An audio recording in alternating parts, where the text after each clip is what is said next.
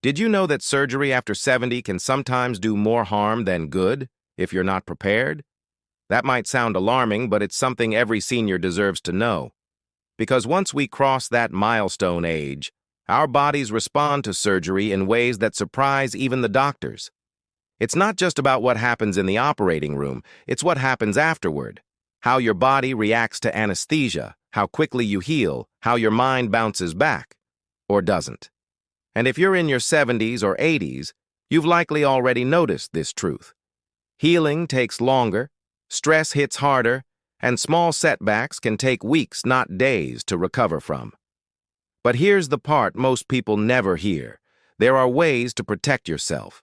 Some seniors actually recover faster than expected, not because they were lucky, but because they knew how to prepare.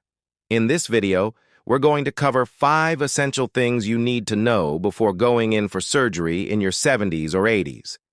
These are tips that can help safeguard not just your body, but your mind, your confidence, and your independence. Stick with me to the end, because this isn't just medical advice. This is about walking into surgery with clarity and walking out stronger than you thought possible. Number 1. Anesthesia hits harder than you think after 70. When most people think about surgery, they imagine scalpels and stitches, but for older adults, the biggest challenge often starts before the surgeon even begins: the anesthesia. Here's the truth. After 70, your body processes anesthesia differently. A dose that might wear off quickly in someone younger can linger for hours or even days in someone older. And it's not just physical. Mentally, older adults are more prone to what's called post-operative delirium, a kind of mental fog that can make you feel confused, emotional, or just not like yourself for a while after waking up. It's not permanent, but it can be frightening if you don't expect it. That's why you should always talk to your anesthesiologist before surgery, not just your surgeon, the person who handles the medication that puts you under. Ask, will I receive general or local anesthesia? Is there a lighter option better suited to my age? How long will it take to wear off? These questions could make a huge difference in how clearly and comfortably you wake up. There's a man named Walter, 79 years old, who was preparing for a hernia operation. After talking with his care team, he opted for regional anesthesia instead of general. He was awake, aware, and even smiling within an hour after surgery. It's not about being tough. It's about being smart. When your brain and body are treated with care before the first incision is made, recovery becomes less of a climb and more of a steady walk forward. Number 2. What you do before surgery matters. More than you know, most people think the hard part is the surgery itself, but in reality, the 2 or 3 weeks before surgery can be just as critical to how well you recover. Think of it like this. You wouldn't run a marathon without training, right? Surgery is the same. Your body needs preparation. Start with nutrition. As we age, we naturally lose muscle mass, which slows down healing. Boosting your protein intake before surgery through foods like yogurt, lentils, chicken, or protein drinks can speed up tissue repair and reduce fatigue afterward. Then there's sleep. Seniors often have trouble with deep sleep, but the better rested you are before surgery, the more efficiently your body will bounce back. Create a routine, shut off screens in the evening, and try to get to bed around the same time each night. Gentle movement also plays a major role. Even short daily walks or seated stretches can improve blood flow, lower your risk of complications like blood clots, and improve lung function. Think of it as prehab, getting your body ready to recover faster. One woman I knew, Maria, age 75, was scheduled for gallbladder surgery. Her doctor gave her a checklist: more lean protein, short daily walks, and deep breathing exercises. She followed it like it was a job. Her recovery? Remarkably smooth. She needed half the pain meds they expected. Small habits in the weeks before surgery can create big results afterward. So don't wait for the hospital gown. Start now. If you're still with me, drop a number 2 in the comments. It lets me know you're here. and that these insights are helping. Number 3. Every pill and supplement you take matters.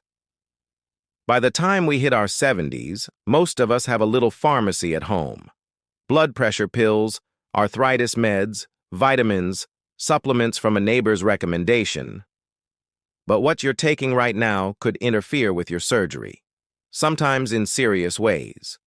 Common medications like aspirin, ibuprofen, or even fish oil can thin your blood, raising your risk of bleeding during surgery. And some herbal remedies, like garlic, ginseng, or St. John's wort, may clash with anesthesia or increase side effects. Don't assume your doctor knows what you're taking. Make a list of everything: prescriptions, over-the-counter drugs, daily supplements, and bring it to your pre-surgery appointment. Say clearly, "Here's what I take every day." Should I stop anything before the operation? One gentleman, Roy, 82, was taking a natural supplement for joint pain. He thought it was harmless. But once he showed it to his doctor, they realized it increased bleeding risk. He paused it before surgery and afterward said, "I had no idea something that simple could make such a difference." Timing matters too. Some meds need to be stopped days in advance. Others should be taken right up until the morning of your surgery. The point is, don't guess, ask. You're not just a patient, you're a partner in your care, and giving your team the full picture allows them to build a safer, more effective plan for you. Number 4. Recovery requires more help than you might expect. Surgery is just the beginning. What often surprises people in their 70s or 80s is how hard the recovery can hit. Getting out of bed, walking to the bathroom, even making toast. Things that once felt automatic can suddenly feel exhausting or even dangerous. That's why planning for support isn't optional. It's essential. Arrange help in advance. Ask a family member to stay with you for a few days. Have meals ready in the freezer. Clear your living space to reduce fall risks. You'll also need emotional support. After surgery, it's common to feel discouraged, anxious, or even tearful. That's not weakness. It's your mind reacting to a body in recovery. I remember a woman named Darlene, 77, who had shoulder surgery. She hated asking for help. But when her son offered to stay for the weekend, she said yes. They didn't talk much, just shared tea, watched TV, sat in quiet. She later told me, "Just having someone there made it easier to breathe." Even if you don't have family nearby, there are home care services, volunteers, and senior support networks that can help. Don't wait until you're overwhelmed to ask. Plan for help now so you can heal later. Still watching? Drop a number 4 in the comments and let me know this message is reaching you. Number 5. Your mindset can shape your healing. There's something powerful that often gets overlooked, and it's not in any medical chart. It's your mindset. The way you think, the way you prepare emotionally can influence your physical recovery more than you might expect. Anxiety, fear, and stress send signals to your body that can delay healing. On the flip side, calmness and mental clarity can reduce pain, shorten recovery time, and boost your overall resilience. This doesn't mean you have to be upbeat all the time. It just means being honest with yourself and giving your emotions space to breathe. One man, Leonard, 80, was terrified before back surgery. So every night before bed, he visualized his recovery, waking up calmly, walking to the window, eating a good breakfast. He also started journaling his fears. He told me afterward, "The surgery was hard, but I never felt lost. I'd already made peace with the process." Try this. Write down 3 small goals for your recovery. Talk to someone about your concerns, out loud.